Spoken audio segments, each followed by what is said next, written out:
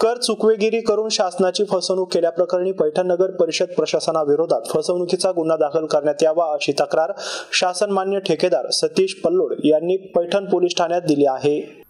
पैठण नगर परिषदेने ठेकेदाराच्या बिलातून कपात केलेली आयकर आणि जीएसटीची रक्कम शासनाकडे जमा केली नाही असा आरोप ठेकेदार सतीश पल्लोड यांनी पोलीस ठाण्यात दिलेल्या तक्रारीत केला आहे।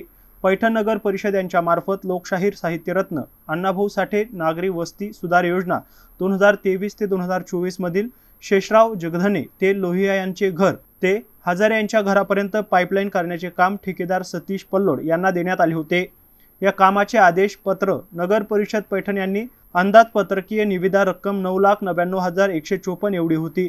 सतीश पल्लोड यांनी काम पूर्ण केल्यानंतर नगर परिषद पैठण यांच्या मार्फत पल्लोड यांना सुरुवातीला 7,89,425 रुपयाचे बिल अदा केले। या बिलातून नगर परिषदेने आयकर 15,789 रुपये तसेच जीएसटी रक्कम 15,789 रुपये कपात करण्यात आल्याचं ठेकेदार पल्लोड यांना दाखवण्यात आले होतं।